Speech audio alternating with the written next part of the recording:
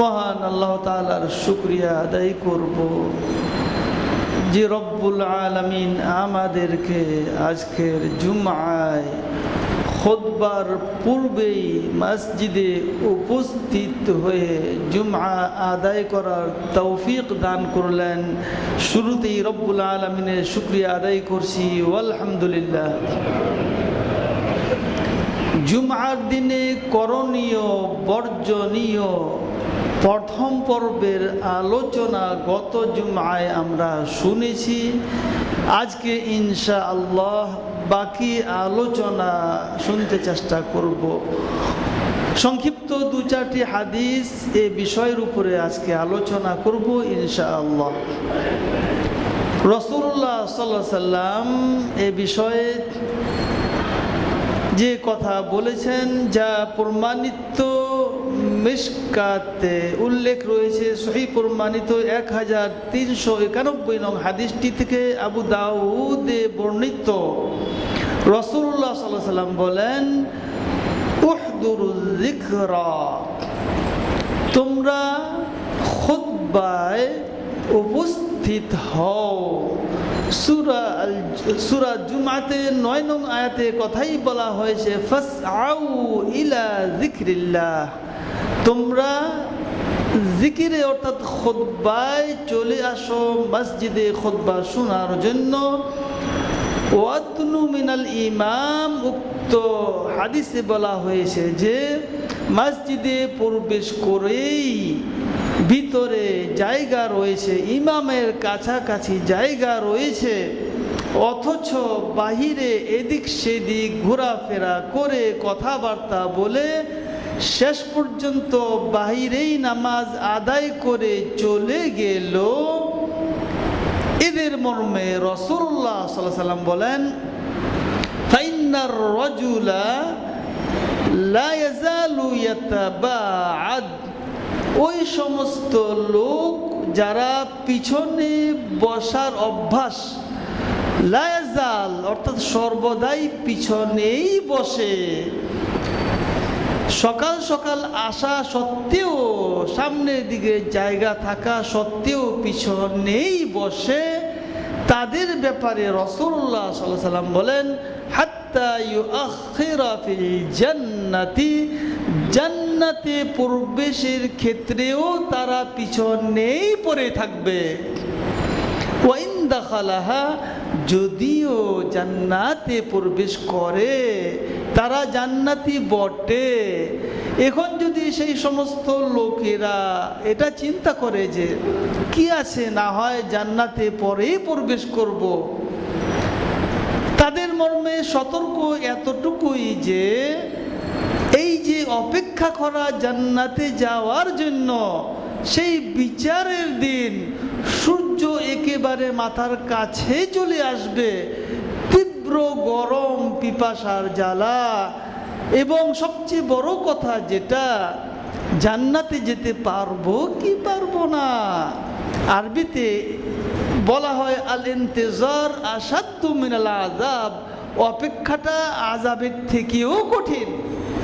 যারা জাহান্নামে চলে গেল, জাহান্নাম ভাগ্যে ছিল, জান্নাতে প্রবেশ করলো, আর যারা আটকে থাকলো তাদের অপেক্ষাটা আসাদ্দু মিনাল আযাব, আযাবের থেকেও বেশি কষ্ট। অতএব কেন এই কষ্ট মসজিদে এসেও এই সুযোগ নিচ্ছেন না?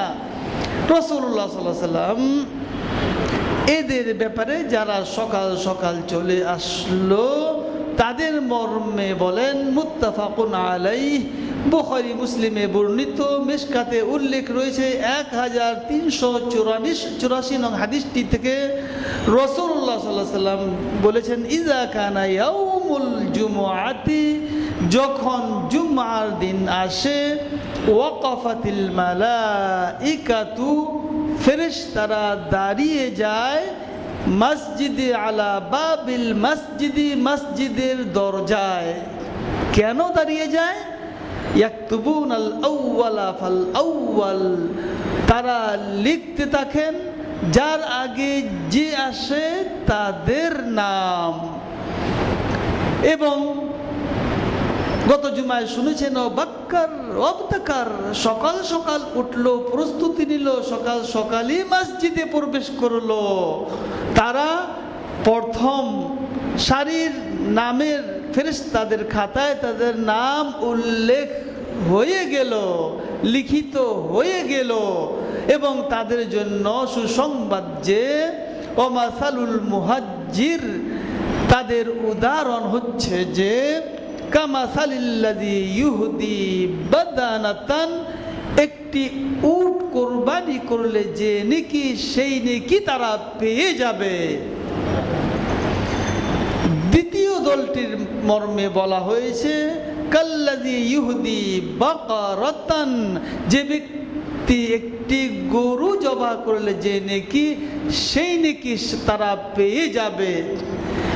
তৃতীয় দলটির ব্যাপারে বলা হয়েছে সুম্মা কাবশান, একটি দুম্বা আল্লাহর পথে কোরবানি করলে এরপরে তৃতীয় যারা দলটি আগমনকারী তাদের জন্য লিখিত হয়ে যাবে। এরপরেও সান্ত্বনা পুরস্কার। সুম্মা দাজাজাতান, একটি মুরগি দান করলে যে নাকি পরের দলটি সেই নাকি পেয়ে যাবে। সুম্মা বাইদাতান, অবশেষে ইমাম খুতবায় উঠার পূর্বে যারা প্রবেশ করলো তাদেরও ছোট্ট একটি সান্ত্বনা পুরস্কার, বাইদাতান বলা হয়েছে। একটি ডিম দান করলে যে নেকি সেই নেকি তারা পেয়ে যাবে। এরপরে হাদিসের শেষাংশে বলা হয়েছে 6 নম্বরে যারা প্রবেশ করলো তারা হচ্ছে হতভাগা, তারা বঞ্চিত। ফাইদা খারাজাল ইমাম, ইমাম যখন খুতবার জন্য বের হলেন, মিম্বারে বসে গেলেন, তাওয়াউ সুহুফাহুম, ফেরেশতাগণ তাদের খাতা, যে খাতায় এই নামগুলি লিপিবদ্ধ হচ্ছিল সেই খাতা বন্ধ করে দেন। এবং তারা কি করেন? ওয়াস্তামিউনাল যিকর, তারা খুতবা শুনতে বসে যান। এরপরে খুতবা শুরু হয়ে গেল। যারা প্রবেশ করলো তারা জুমার ফজিলত থেকে বঞ্চিত হলো। তাদের খাতা ফেরেশতাদের খাতায় তাদের নাম ফেরেশতাদের খাতায় উঠলো না। ফেরেশতারা এসে খুতবা শোনেন, ফেরেশতারা এসে নামাজ আদায় করেন আমাদের সাথে। সহিহ প্রমাণিত মুত্তাফাক আলাইহি বুখারী মুসলিমের হাদিস মিশকাতে 825 নং হাদিসটি থেকে প্রমাণিত, রাসূলুল্লাহ সাল্লাল্লাহু আলাইহি ওয়াসাল্লাম বলেন ইযা আম্মানাল ইমামু ফাআম্মিনু, যখন ইমাম আমিন বলে সূরা আল ফাতিহা শেষ করার পরে ফাআম্মিনু, তোমরাও আমিন বলো। ফাইন্নাহু মান ওয়াফাকা, যার আমিন বলা, তামিনুহু তামিনাল মালাইকা বলা হয়েছে। ফেরেশতার আমিন বলার সাথে যার আমিন বলা মিলে গেল, গুফিরা লাহু মা তাকদ্দামা মিন যামবিহি, পূর্বে কৃত যাবতীয় গুনাহ তার আল্লাহ তাআলা মাফ করে দিবেন। এই হাদিস থেকে প্রমাণিত হচ্ছে ফেরেশতারা নামাজ আদায় করেন, ফেরেশতারা সূরা ফাতিহার পর আমিন বলেন। অতএব ফেরেশতারা তাদের খাতা বন্ধ করে খুতবা শুনেন, নামাজও আদায় করেন, আমিন ও বলেন। অতএব আমরা যাতে খুতবার পূর্বেই মসজিদে উপস্থিত হতে পারি সেদিকে লক্ষ্য রাখতে হবে। এরপরে মিশকাতের 1398 নং হাদিসটি হাসান রূপে উল্লেখ হয়েছে, মালিক ইবনে মাজাহ থেকে বর্ণিত। রাসূলুল্লাহ সাল্লাল্লাহু আলাইহি ওয়াসাল্লাম বলেন ইয়া মাশারাল মুসলিমিন, হে মুসলমানগণ, ইন্না হাযা ইয়াউমুন, এটা এমনই একটি দিন, এই জুমার দিন, জাআলাহুল্লাহু ঈদান, ঈদের দিনে যেমনিভাবে আনন্দ উৎসব, ভালো জামা পরার জন্য অনেক দিন আগে থেকেই প্রিপারেশন নিতে হয়, তোমরা তেমনিভাবে ঈদান ঈদ স্বরূপ ফাগতাসিলু তোমরা গোসল করবে। গোসল করার মর্মে বিস্তারিত আলোচনা গত জুমায় শুনেছেন। এখানে আরেকটি কথা, ওমান কানা ইনদাহু তয়িব, যার আতর রয়েছে আতর লাগাবে, এ ব্যাপারেও শুনেছেন। আরেকটি কথা এই হাদিসে বলা হয়েছে, ওয়া আলাইকুম বিসসিওয়াক, তোমরা মিসওয়াকও করবে জুমার দিনে। এরপরে মুসলিম থেকে বর্ণিত মিশকাতের 1356 নং হাদিসটি থেকে প্রমাণিত, রাসূলুল্লাহ সাল্লাল্লাহু আলাইহি ওয়াসাল্লাম বলেন, খায়রু ইয়াউমিন, সর্বাপেক্ষা উত্তম দিন হচ্ছে ইয়াউমুল জুমআহ, জুমার দিন। কেন সর্বাপেক্ষা উত্তম? এই জন্য যে প্রথমেই বলা হয়েছে খুলিকা আদম, আদম আলাইহিস সালামকে এই জুমআর দিনে সৃষ্টি করা হয়েছে। ওয়াফিহি উদখিলাল জান্নাহ, এবং আদম আলাইহিস সালামকে এই জুমআর দিনে জান্নাতে বসবাস করার সুযোগ দেয়া হয়েছিল। সূরা আল বাকারার 35 নং আয়াতে বলা হয়েছে, ইয়া আদম উসকুন, বসবাস করো, আনতা তুমি, ওয়া যাওজুকাল জান্নাহ, তোমার স্ত্রী সহ। কিন্তু সাবধান, ওয়ালা তাকরাবা হাযিহিশ শাজারা, ওই একটি গাছের ফল তো খাবেই না, ধারে কাছেও যাবে না। আর শয়তানের ওয়াসওয়াসায় আদম আলাইহিস সালাম গাছের কাছেও গেলেন, ফলও খেয়ে ফেললেন। এরপরে যা হবার হলো, অফিহি উখরিজা মিনহা, বের করে দেয়া হলো জান্নাত থেকে।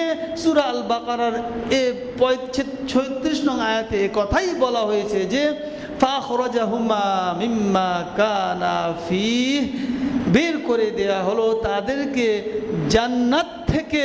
ওয়ালাকুম ফিল আরদি মুস্তাকার, পৃথিবীতেই তোমাদের বসবাস। ওমাত্তাউন ইলা হিন, বলা হয়েছে কিছু কালের জন্য অবস্থান করে আসো পৃথিবী থেকে।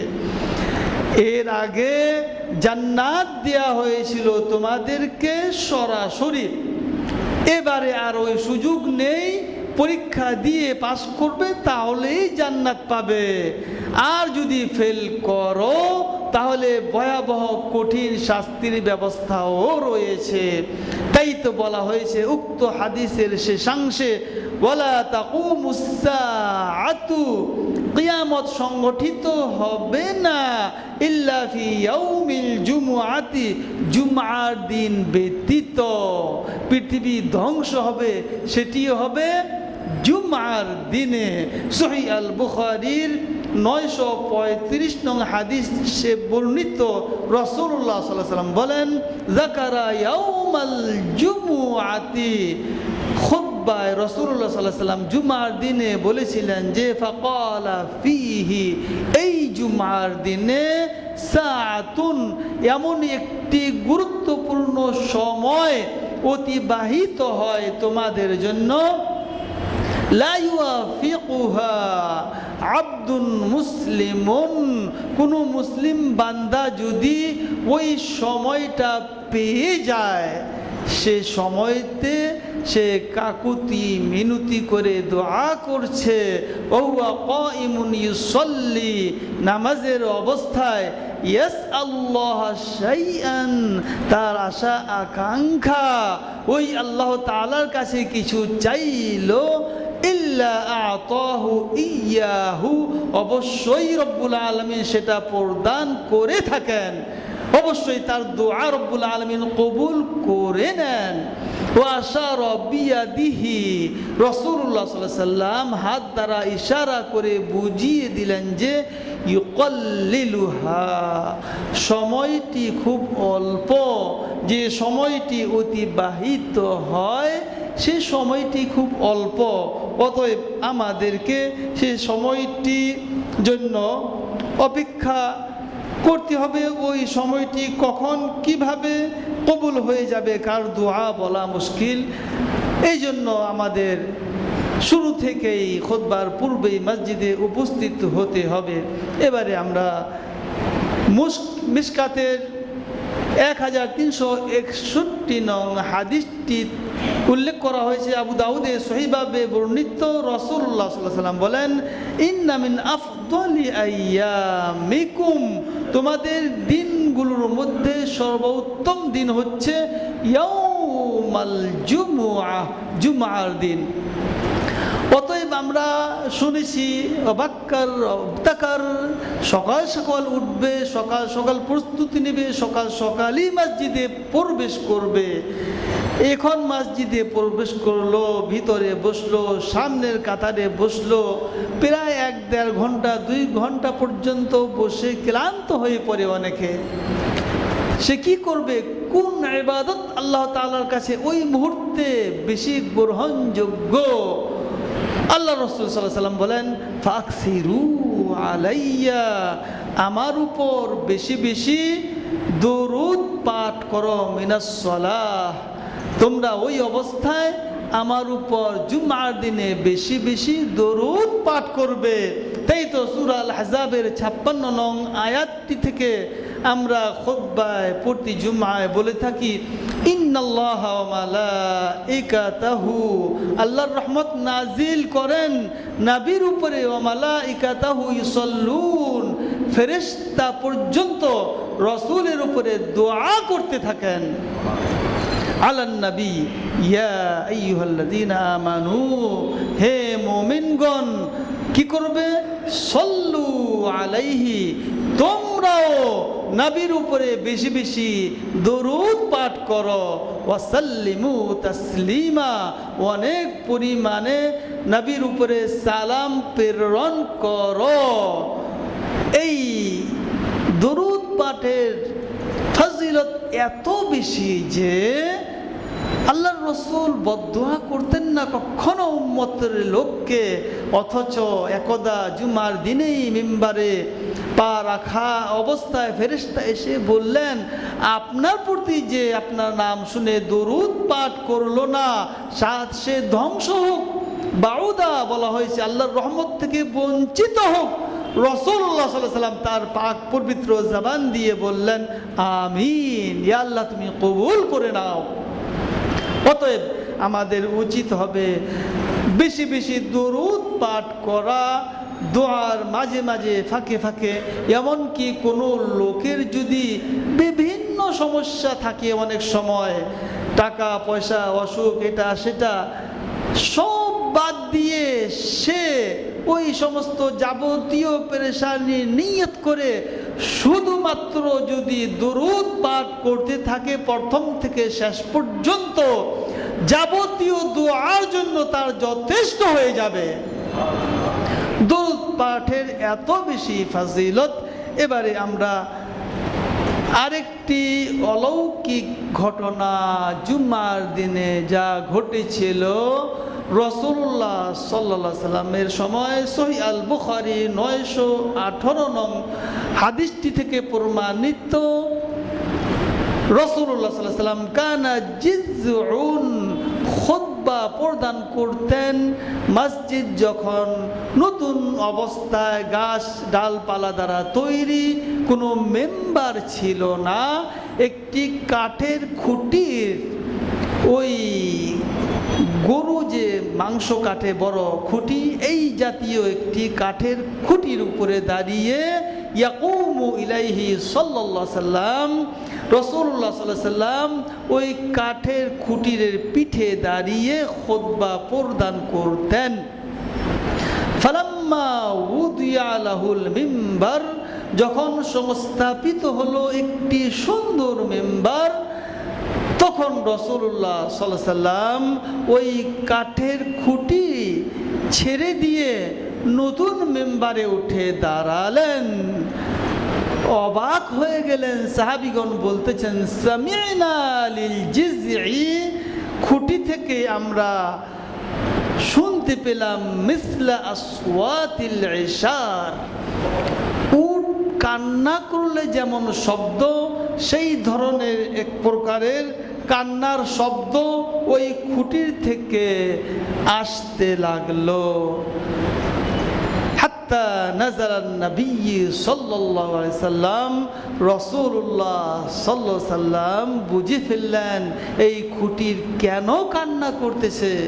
তিনি নাজাল নেমে আসলেন এবং এই খুঁটির কান্নার কারণ ছিল যে রাসূলুল্লাহ সাল্লাল্লাহু আলাইহি সাল্লাম তার এই পবিত্র পা এই কাঠের খুঁটিতে রাখতেন এবং সে যে কি আনন্দ পেত। আমার পিঠে রাসূলুল্লাহ সাল্লাল্লাহু আলাইহি সাল্লাম আর কোনোদিন দাঁড়াবেন না, এটা যেন তার সহ্য হচ্ছিল না। বিশ্ব সেরা মানব রহমাতুল লিল আলামিন আমার পিঠে আর দাঁড়াবেন না, এটা কেমন হলো, সে কেমন আনন্দ পেত। তাই রাসূলুল্লাহ সাল্লাল্লাহু আলাইহি সাল্লাম তার দুঃখ, তার বেদনা, তার কষ্ট বুঝে নিলেন।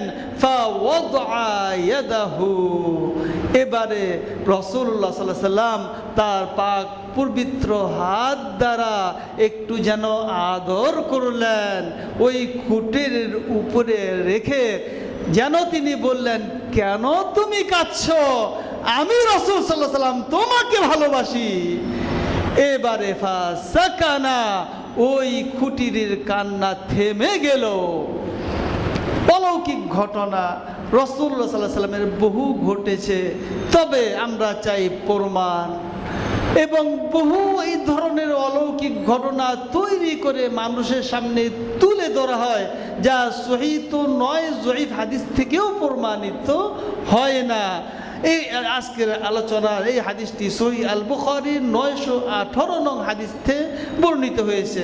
আর খুঁটির কান্না করতে পারে, বিশ্বাস রাখতে হবে। পাথর আল্লাহর তাসবিহ পাঠ করে, সরাসরি পবিত্র কোরআন থেকে প্রমাণিত। বানি ইসরাঈলের 44 নং আয়াতে পরিষ্কার বলা হয়েছে, ওয়াইম মিন শাইইন, এমন কিছু নেই যে ইল্লা ইউসাব্বিহু বিহামদিহি, তার পবিত্রতা ওই আল্লাহ তাআলার প্রশংসা করে না। ওয়ালাকিন লা তাফকাহুনা তাসবিহাহুম, তোমরা বুঝতে পারো না তাদের তাসবিহ।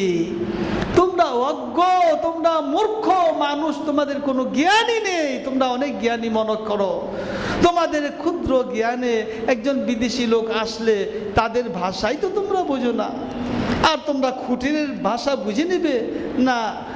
আল্লাহর রাসূল বলেছেন পবিত্র কালাম থেকে প্রমাণিত, চোখ মুখ বন্ধ করে মেনে নিতে হবে। এবারে আমরা দুই জুমআর খুতবা করণীয় বর্জনীয়, যেহেতু আলোচনা গুরুত্বপূর্ণ সেহেতু আমি খুব সংক্ষিপ্ত প্রথম থেকে শেষ পর্যন্ত যে সমস্ত আমলগুলি করণীয় বর্জনীয় সহিভাবে প্রমাণিত হয়েছে সংক্ষিপ্তভাবে উল্লেখ করে যাব। সহিহ আল বুখারীর 883 নং হাদিসে প্রথমেই 1 নম্বরে ওয়ায়াতাতাহহারু মাস্তাতাআ, জুমআর দিন সাধ্য অনুযায়ী পাক পবিত্র হবে। 2 নম্বরে সহিহ আল বুখারীর ওই একই হাদিসে 883 নং হাদিসটি থেকে বলা হয়েছে, ইয়ামাসসু মিন তুইবি বাইতিহি, ঘরে আতর থাকলে আতর লাগাবে, না হয় একটু তৈল হলেও ব্যবহার করবে। সহিহ আল বুখারী থেকে আরো প্রমাণিত 3 নম্বরের শর্ত, ফালা ইউফাররিকু বাইনা ইসনাইনি, ফাঁক করবে না দু ব্যক্তির মধ্যে সামনে অগ্রসর হওয়ার জন্য। সহিহ আল বুখারীর একই হাদিসের শেষাংশে বলা হয়েছে, সুম্মা ইউনসিতু, চুপ থাকবে, ইযা তাকাল্লামাল ইমামু, যখন খুতবা শুরু হয়ে যায়।